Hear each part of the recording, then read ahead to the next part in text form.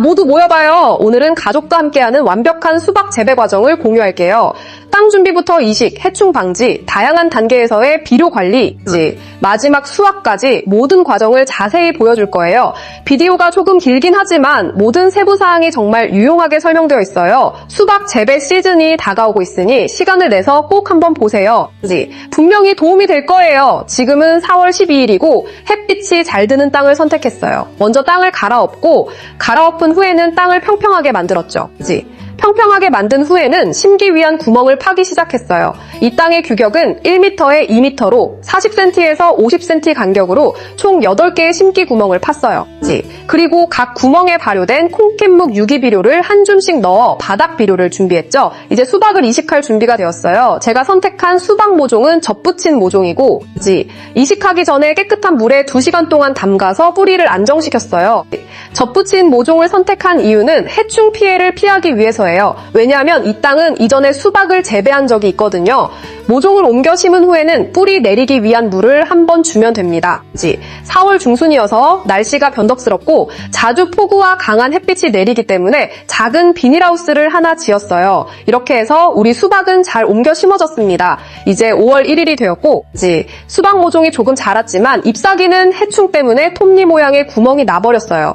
이 해충은 노란색 날벌레로 검은색 종류도 있어요. 이를 방지하기 위해 노란색 판을 몇 개 걸어두었는데 이 노란색 판이 이런 해충에게 꽤 효과적이에요. 5월 2일이 되었는데 노란색 판에 이미 많은 날벌레가 붙어있더군요. 오늘은 수박밭의 흙을 좀 풀어주었어요. 현재 수박은 모종 단계에 접어들었고 각각의 식물에 약 8g 정도의 고질소, 고칼륨 비료를 주었습니다. 고질소 비료는 잎사귀 성장을 촉진하고 고칼륨 비료는 줄기를 튼튼하게 만들어줍니다. 흙이 촉촉하기 때문에 비료를 주고 나서는 흙을 덮어주면 됩니다.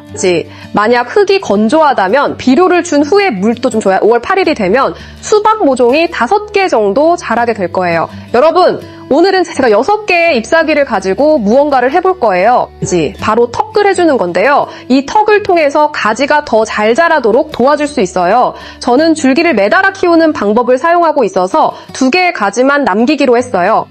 시간이 흘러 5월 9일이 되었고 어제 수박에 턱을 해줬어요. 오늘은 수박밭 흙이 정말 많이 마른 걸 보고 발효된 콩박스를 이용한 유기농 비료를 주기로 했어요. 이 비료는 수분도 공급하고 영양도 채워주니까요. 그리고 5월 13일이 되었을 때 턱을 해준 수박이 많은 가지를 내기 시작했어요. 이때가 바로 비료가 필요할 때죠. 그래서 각 식물에 약 50g의 발효된 콩박스 유기농 비료를 추가로 줬어요. 비료를 준 후에는 흙을 덮어주면 되죠. 이제 5월 18일이 되었는데 가지들이 거의 40에서 50cm까지 자랐어요. 이 수박 모종을 보니 3개의 가지가 나왔더라고요. 그래서 저는 2개의 튼튼한 가지만 남기고 하나는 잘라냈어요. 모든 수박은 2개의 튼튼한 가지만 남기면 됩니다.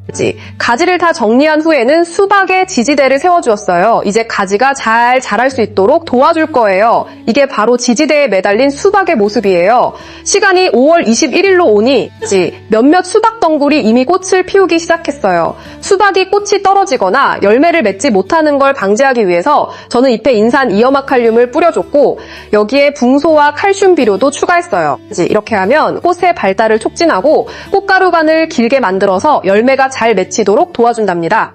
이제 5월 28일이 되었고 수박 덩굴에는 이미 땅콩만한 크기의 수박이 달렸어요. 저는 줄기를 정리하는 방법으로 수박을 키우고 있어서 새로 자라는 옆줄기, 즉 손줄기는 모두 잘라냈어요. 이렇게 하면 영양분을 서로 경쟁하지 않게 할 수 있거든요. 꽃이 위를 향하고 있는 작은 수박들 중에서 열매가 맺힐 수 있을지 확실하지 않은 것들은 제가 직접 수분을 해줬어요. 인공 수분은 맑은 날 오전에 하는 게 가장 좋아요. 그리고 5월 30일이 되었는데 이렇게 자연스럽게 아래로 처진 수박들은 대체로 열매가 잘 맺힐 확률이 높답니다. 6월 5일이 되었어요. 오늘은 수박을 관리하고 남길 수박을 정해볼게요. 자, 이 나무를 한번 살펴볼까요? 주의하지 않으면 수박이 이미 오리알 만큼 커졌네요.